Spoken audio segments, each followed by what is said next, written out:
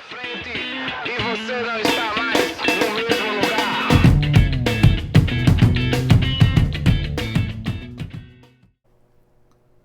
Fala turma, esse vídeo faz parte de uma série sobre desenvolvimento de software, mais especificamente nesse vídeo vamos organizar os caminhos dos módulos, tá certo?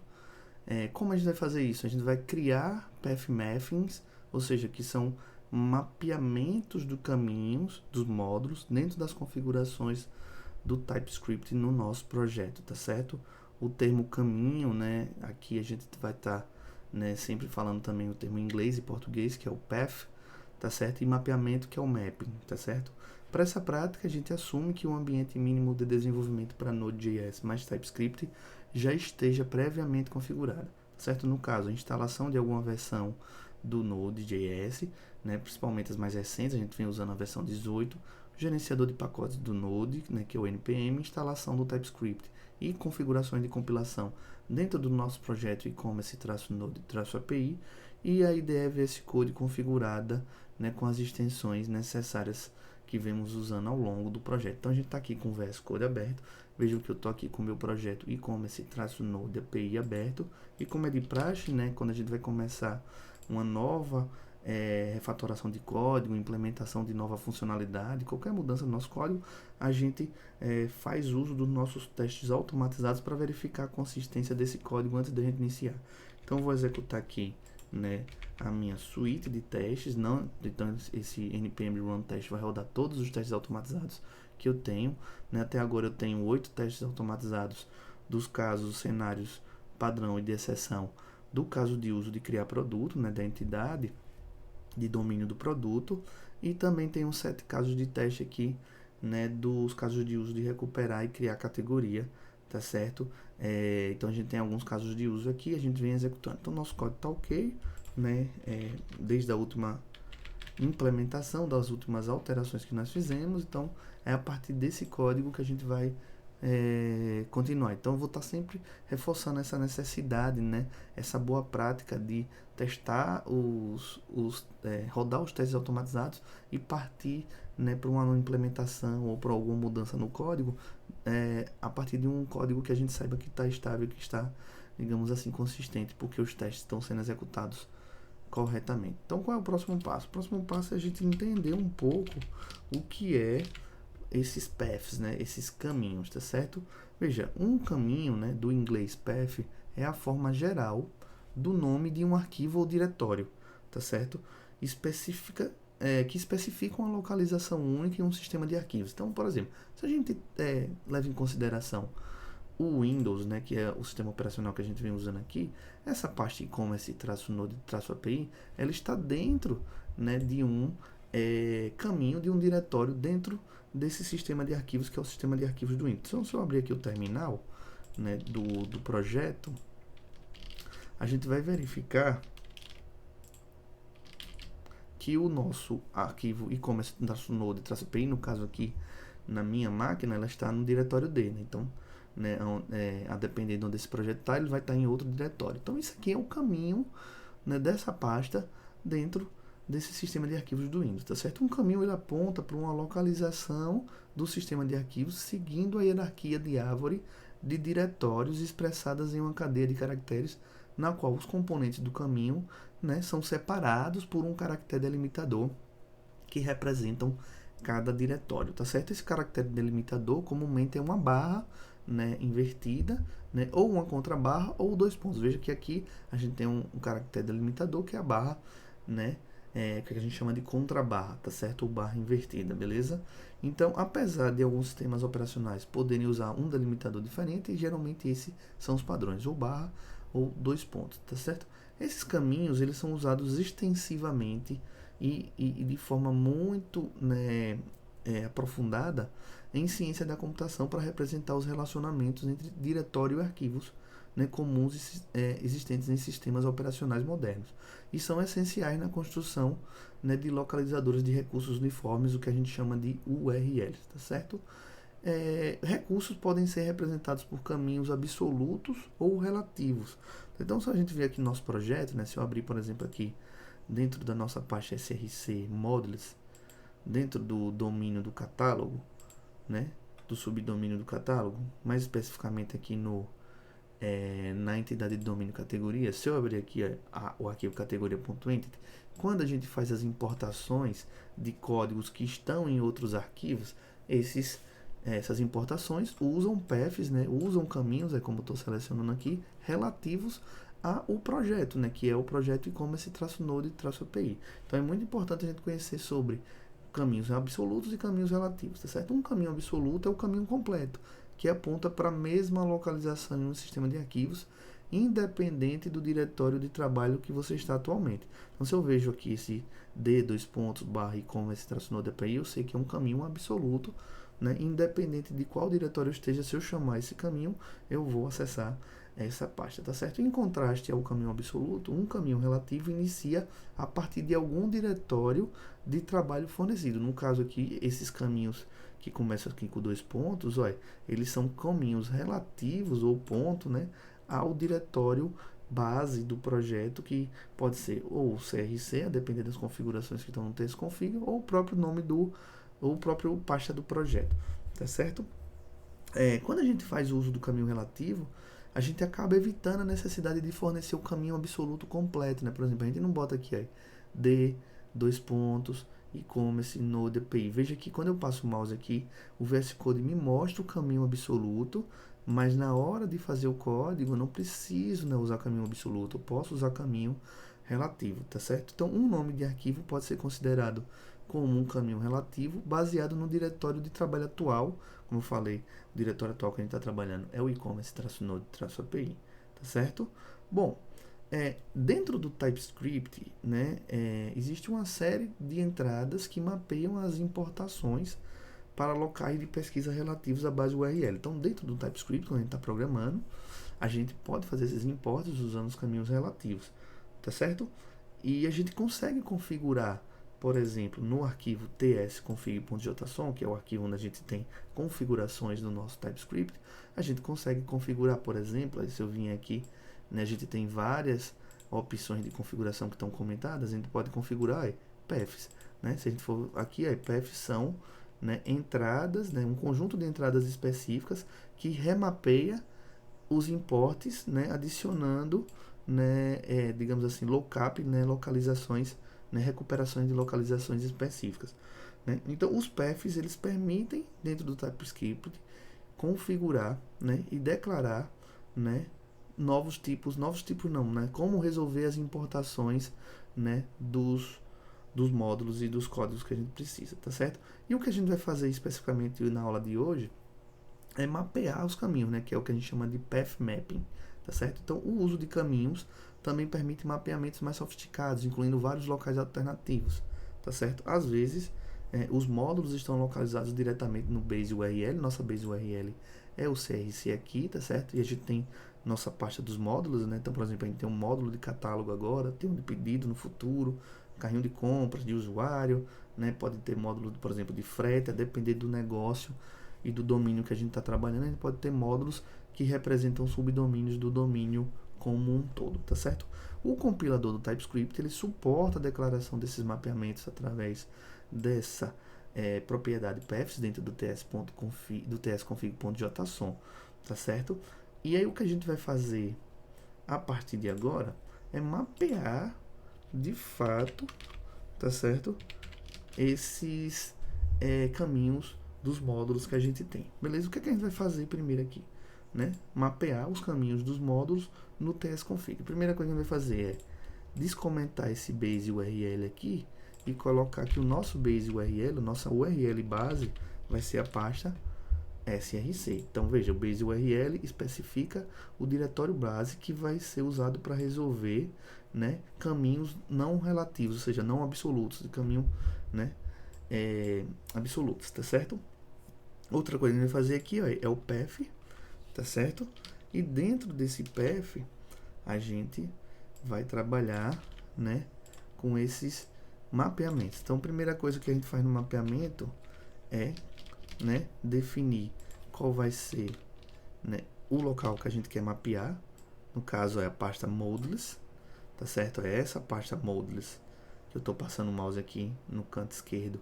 Dentro da pasta RC eu vou mapear né, que é o caminho, né, o pathmath que vai ser computado, né, relativo ao base URL, vai ser mapeado para isso aqui, @modulos.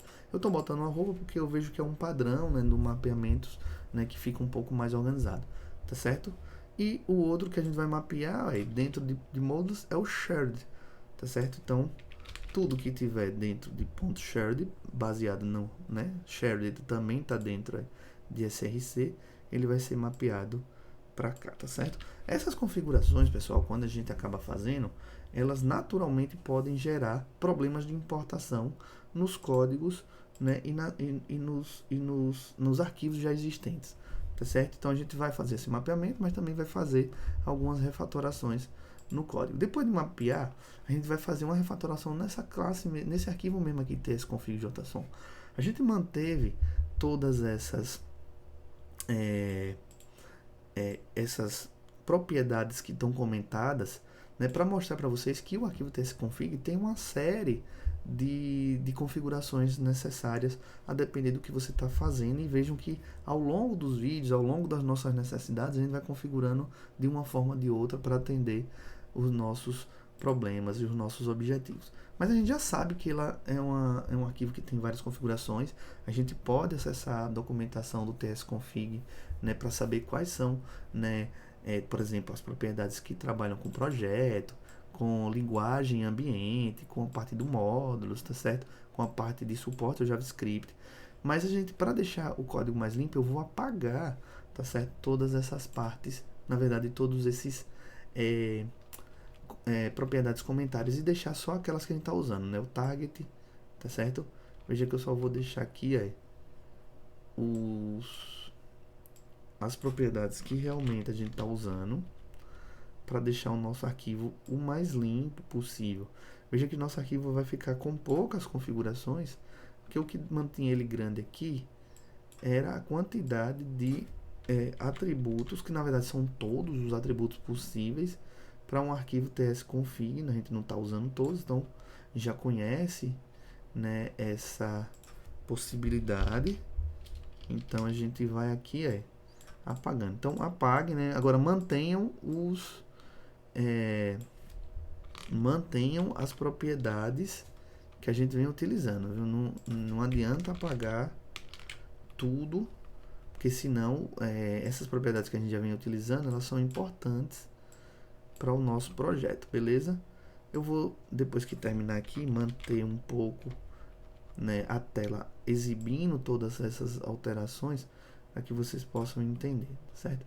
Então, basicamente, o nosso projeto, né, o nosso arquivo tsconfig.json vai ter, né, essas propriedades, né, essas opções de compilação: target, módulo, base URL, os paths que a gente mapeou agora, rootd, sourcemap, altd, né, lembra que sourcemap a gente usou para fazer a parte de depuração, e outras configurações. Sem precisar, a gente vai adicionando novas configurações aqui, tá certo? Bom, removi alguns comentários, deixei apenas os comentários das propriedades que eu utilizo, tá certo? Então, quando a gente altera essa configuração de tsconfig, a gente pode assim forçar, né, o restart do servidor do TypeScript, até para forçar digamos assim, a visualização e a aplicação dessas alterações. Então, posso fazer assim, por exemplo, Ctrl+Shift+P, né, dentro do VS Code, e buscar essa propriedade aqui, TypeScript Restart, né? Por exemplo, TypeScript Restart TS7.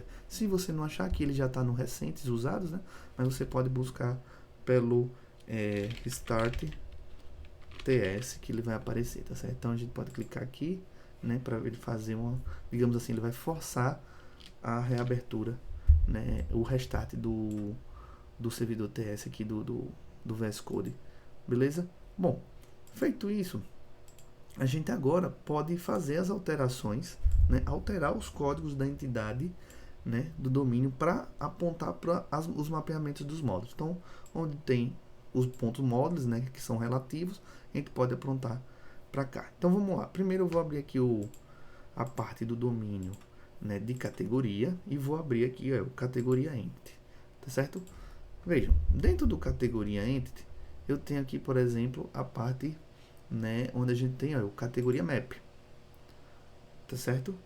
Esse categoria map, ele pode, né, já que ele está dentro da parte da pasta mappers, a gente pode reimportar ele usando, né, agora o @models, certo? É óbvio que nem todos os imports, principalmente os imports que tiverem dentro da pasta categoria e dentro da pasta domain, né, eles não vão precisar usar o @models.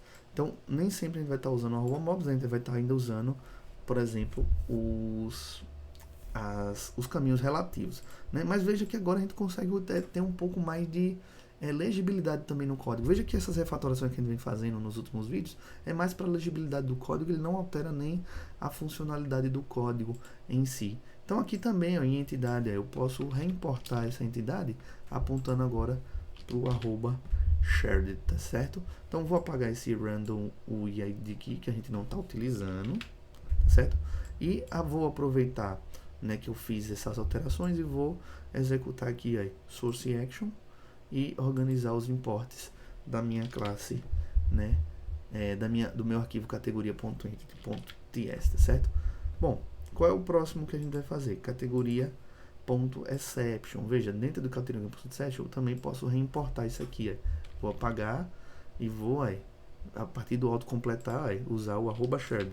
Então veja que aqui né, esses elementos de mapeamento, esse mapeamento que a gente fez do caminho relativo com base no base URL para esse elemento aqui, tá certo? Então a gente mapeia e aí a gente tem um pouco mais de legibilidade. Então dentro de categoria exception, eu sei que minha classe domain exception está sendo importada do @shared. E @shared é nada mais nada menos que um mapeamento para a pasta shared que está dentro do base URL src, tá certo? Vejam que né, para melhoria de legibilidade do código, certo? Aqui a gente só tem uma importação, então não precisa organizar. Outra coisa que a gente pode organizar aqui é a parte, né, de categoria dos specs, tá certo? Então a gente tem aqui nos specs, por exemplo, o identity.id. Então eu posso chegar aqui e importar ele agora a partir do @shared. Os outros eu não vou precisar, porque o faker ele está sendo importado do node modules, tá certo? Assim como os elementos que a gente usa no vtest, tá certo? A parte de categoria, as exceções e os tipos estão sendo importados diretamente de arquivos, né, que estão dentro do mesmo diretório que a categoria spec.ts está, que é o types.ts. Então a gente acaba só utilizando né, o caminho relativo para dentro do próprio diretório. Né? No caso aqui o shared é porque a gente acaba saindo dessa pasta até o shared, tá certo? Bom, fazendo isso, né, alterando esses códigos aqui, a gente pode, né, alterar os códigos, né, das entidades do produto, né, da entidade de domínio do produto. Então aqui em produto entity eu também vou fazer a mesma coisa. Aqui o entity, eu vou importar do shared, tá certo? Aqui tá ok. Agora eu posso clicar aqui, source action e fazer a organização, né? Vou voltar aqui no categoria spec também, porque eu posso rodar aqui o organizar imports, né? Que aí ele vai dar uma organizada, que a gente alterou aqui para o @shared, mas não organizou. Vou voltar aqui no produto.entity.ts, a gente já fez essa alteração aqui. Vou agora para o produto exception, tá certo? E veja que daqui para frente, né, o próprio VS Code vai começar a oferecer as importações baseadas nos mapeamentos que a gente já fez lá no tsconfig. A gente está refatorando aqui porque a gente começou, né, o nosso projeto sem ter esses mapeamentos prontos, né, sem ter esses mapeamentos definidos no arquivo tsconfig.json. Então a gente tem que refazer aqui, mas daqui para frente, né, por exemplo, quando eu estiver fazendo, por exemplo, o meu módulo de pedido, vou importar, por exemplo, dentro do pedido o produto, né, já que um pedido tem produto. Então vou importar, né, usando os mapeamentos que a gente já configurou lá no tsconfig.json, tá certo? Então vamos continuar aqui, produto a gente já fez o entity, o exception, vamos fazer o produto spec aqui também, tá certo?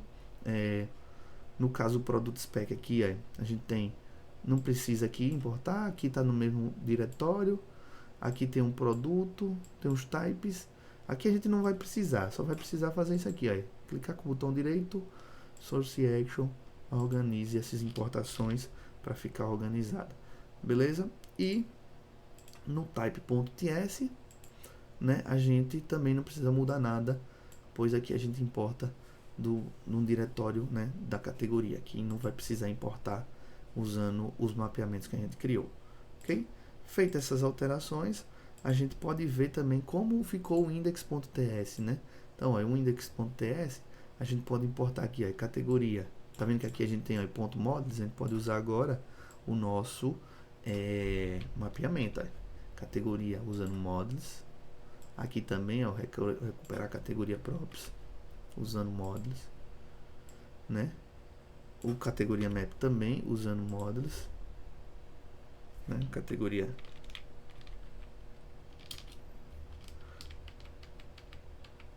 map também usando mods, e o domain exception também usando, no caso aqui, o @shared, tá certo? Então posso fazer, né, essas alterações que eu fiz, elas são sinônimas, né? Elas são, na verdade, uma forma de deixar o código mais legível, né? Mas no fundo vai estar fazendo a mesma coisa, né? Então aqui eu estou usando o shared, também posso clicar aqui, source action, e organizar essas importações, tá certo? Do index.ts. Beleza? Veja que meu index.ts ainda continua, né, funcionando. Vamos testar o index.ts aqui depois dessas alterações. Rodar o código aqui. Esse código ele faz persistência em arquivo, né? Então a gente vai verificar aqui. Correu um erro. Deixa eu salvar novamente aqui. Executar o index.ts. Ele executa o crazy node, né? Na verdade, esse erro aqui vai acontecer porque a gente fez alterações na forma como o nosso mapeamento é feito. Então a gente vai ter que fazer, na verdade, a instalação de uma biblioteca para poder corrigir esse index.ts funcionar, tá certo? Então, pra gente outra coisa também que provavelmente deve estar falhando são os nossos testes, tá certo?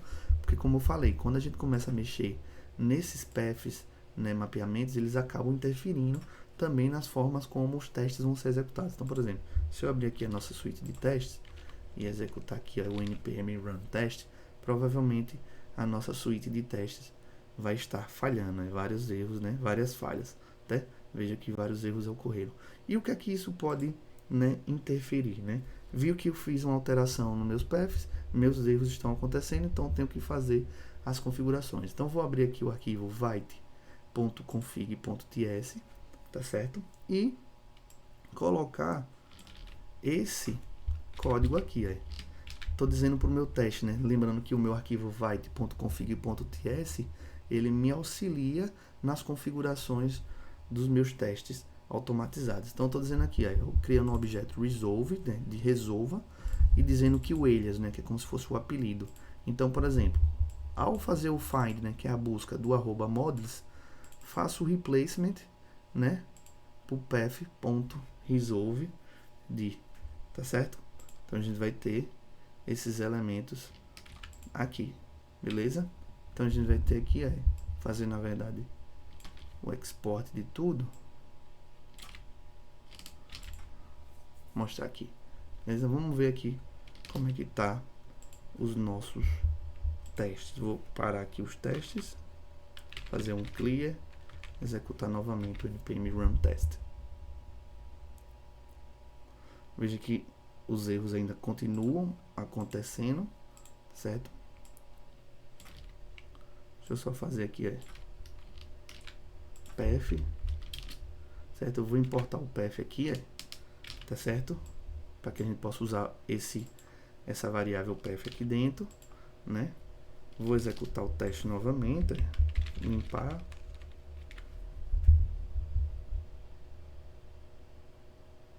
E vejam que nossos testes voltaram a funcionar, tá certo? Né? Os 8 testes da parte de produto e os 7 testes da parte de categoria. Por quê? Porque eu tenho que fazer a minha configuração de testes reconhecer as minhas mudanças de módulo. Então, por exemplo, quando eu tiver aqui no testconfig que outros módulos precisarem ser mapeados, eu tenho que lembrar que se aqueles módulos forem usados no teste, eu preciso fazer as configurações dos apelidos, né, dos alias, para resolver, né, esses mapeamentos. Então ele vai procurar o @models e substituir pelo caminho relativo, né, que é o src.models, e no caso aqui para o shared, o src.shared, shared, tá certo? Então, rodando os testes, a gente funcionou. E aí agora a gente pode fazer o quê? Para melhorar essa parte da execução, né, do index.ts. A gente pode fazer a instalação, né, e configuração da dependência, né, de desenvolvimento tsconfig.paths, tá certo? Bom, como é que a gente vai fazer isso, né? Primeiro, entender um pouco do que é esse tsconfig.paths, tá certo? O tsconfig.path nada mais é do que uma biblioteca que ajuda a carregar os módulos cuja localização é especificada na seção de caminhos do tsconfig. Então, ele vai ajudar a resolver esses caminhos que a gente está mapeando, tá certo? Tanto no carregamento, né, da execução, quanto via API, esse tsconfig/paths é suportado, certo? Então, vamos lá. Vou abrir aqui o terminal e vou fazer a instalação, né, dessa biblioteca no ambiente de desenvolvimento, tá certo? Vai ser uma dependência de desenvolvimento. Então, npm install -save dev tsconfig-paths, né? Dou enter, espero o npm fazer o download e a instalação, né? Se eu abrir aqui agora, depois do final da instalação, o arquivo package.json, eu verifico que o tsconfig-paths na versão 4.2 foi instalado e está configurada. Provavelmente ele deve estar aqui com os códigos dentro da pasta Node Modules, certo? E agora a gente vai precisar alterar o nosso arquivo package.json para refletir toda essa necessidade de resolver esses mapeamentos. Então vou abrir aqui o package.json e aqui dentro de scripts, eu vou criar um novo script chamado dev::console, que executa o comando node-r tsconfig-paths/register. É justamente esse tsconfig-paths/register que faz, né, que vai ler os caminhos, né, configurados no paths do tsconfig, tá certo? E vai converter essas chamadas para o carregamento, né, que o Node entende que é o carregamento, né, dos arquivos, né, de situações, né, de caminhos relativos, tá certo? Depois ele executa o sucraze, tá certo? Do arquivo index.ts, tá certo? Então, próximo passo aqui é alterar o arquivo settings.json dentro da pasta, né, VS Code, né, que tem configurações dos settings, e em vez de a gente executar o sucraze node diretamente, a gente vai executar aqui, o npm run, tá certo? Dev::console, tá certo? E agora a gente só vai fazer o teste para finalizar, tá certo? Que é para testar se o index.ts também está funcionando, né? A partir do momento que a gente faz o mapeamento. Então vou abrir aqui novamente o index, executar o teste. Veja que agora, na hora que eu executo o meu código através da extensão, né, code runner, eu executo o comando npm run dev console, que por trás vai executar, né, o comando que a gente definiu no package.json, que é o node-r, usando a biblioteca que faz a conversão dos mapeamentos, tá certo? E aí agora a gente rodou novamente o nosso index.ts com sucesso, né, que está fazendo persistência em arquivo. Eu posso ver até o arquivo categorias.json sendo criado aqui, né? Se eu apagar ele aqui, né, o arquivo dele está aqui, esse arquivo categorias.json, eu posso executar novamente aqui, e vocês vão ver que o arquivo vai ser gerado, né, dentro do index.ts aqui. O arquivo vai ser gerado, né? Então o index está funcionando. Então o nosso arquivo index, que é o nosso arquivo de teste manual, está funcionando, e também nosso arquivo, né, nossos testes automatizados através do npm run test estão funcionando corretamente. Beleza? Vamos para as considerações finais do vídeo, né, onde a gente vai falar um pouco sobre o que a gente fez. A gente mapeou, né, caminhos, né, relativos, né, melhorando a legibilidade das importações dos módulos, refatoramos importações usando os novos mapeamentos. Isso deixa um pouco do nosso código um pouco mais organizado. É interessante que isso seja feito logo no início do projeto, né, não da forma como a gente fez agora, no meio do projeto, pois a gente tem que refatorar os locais onde tem importação. E a próxima etapa é diagramar, né, usar diagramas para diagramar a arquitetura de camadas da nossa API, né, lembrando as camadas, né, básicas ali do DDD e do MDD, né, que é domínio, né, infraestrutura e aplicação, né, e apresentação, tá certo? E a gente vai fazer um diagrama para mostrar como o nosso projeto, né, como essas pastas, como esses diretórios vão se encaixando e como as próximas etapas vão se encaixando dentro dessa camada ou dessa arquitetura em camadas, beleza? Valeu, até o próximo vídeo.